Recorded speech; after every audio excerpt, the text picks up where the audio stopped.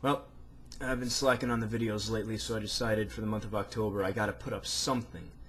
I mean, I was planning on doing an LP of Dead Space, but that's not coming out till next Tuesday, so you're not gonna see hide nor hair of that until probably Wednesday, or maybe when I get back from Screamfest, which I'm also going to be taking videos of as well, so hopefully that'll be put up by Monday.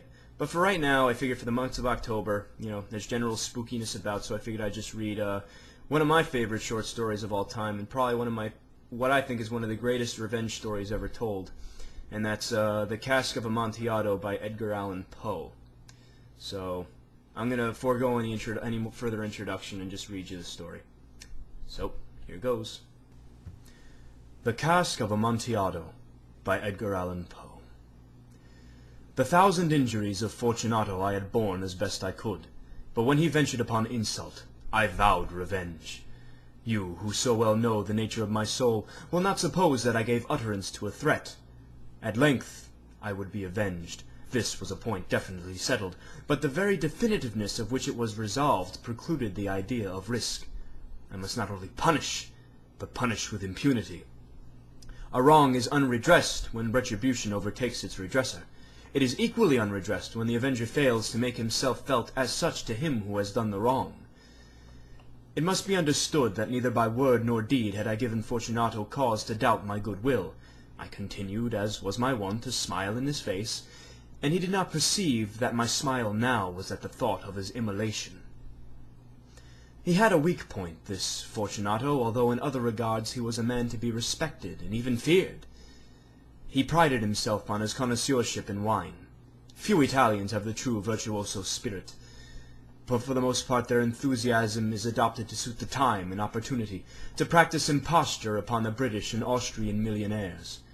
In painting and gemmery, Fortunato, like his countrymen, was a quack, but in the matter of old wines he was sincere. In this respect I did not differ from him materially.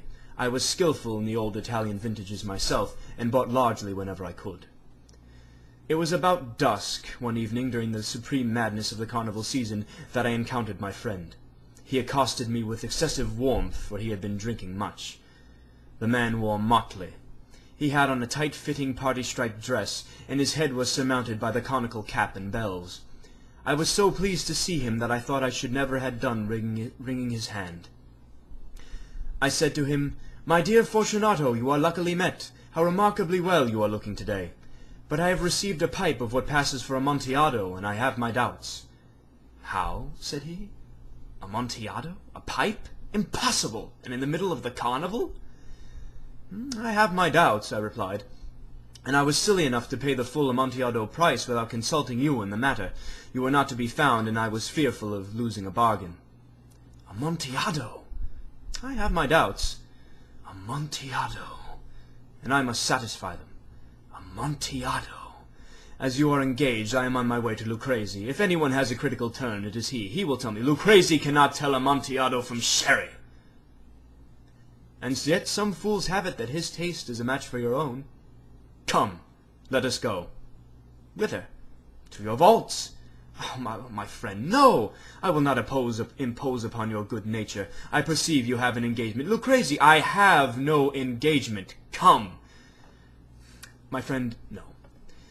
It is not the engagement, but the severe cold with which I perceive you are afflicted. The vaults are insufferably damp. They are encrusted with nitre." "Let us go, nevertheless. The cold is merely nothing. Amontillado! You have been imposed upon. And as for Lucrezi, he cannot distinguish sherry from Amontillado."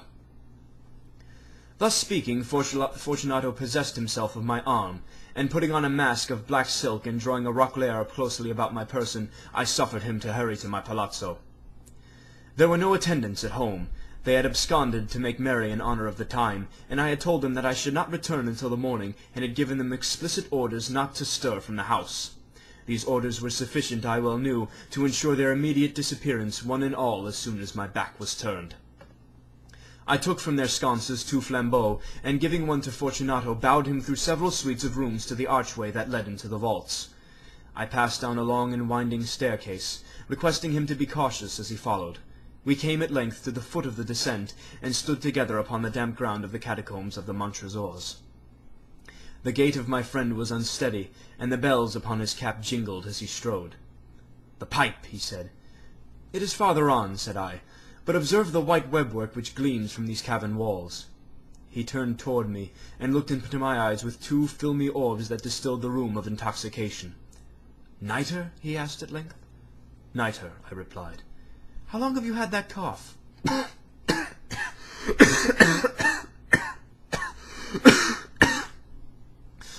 My poor friend found it impossible to reply for many minutes.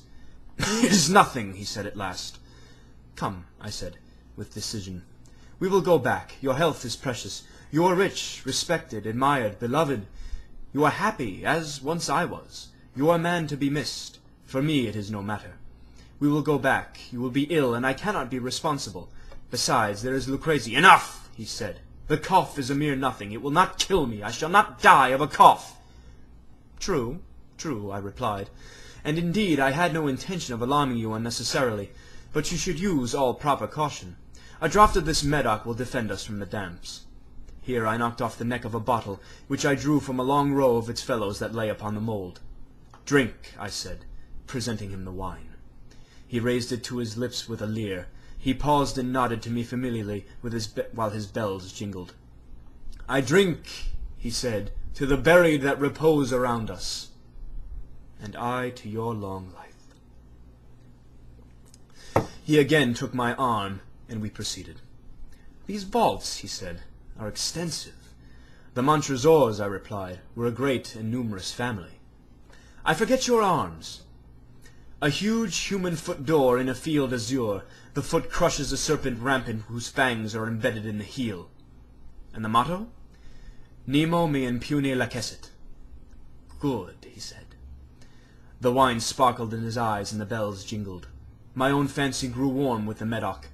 We had passed through long walls of piled skeletons, which, with casks and puncheons intermingling, into the inmost recesses of the catacombs.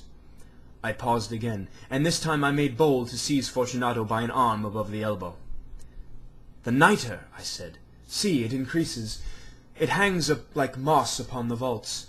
We are below the river's bed. The drops of moisture trickle among the bones. Come, we will go back ere it is too late. Your cough, it is nothing," he said. "Let us go on, but first another draught of the Medoc." I broke and reached him a flagon of de Grave. He emptied it at a breath.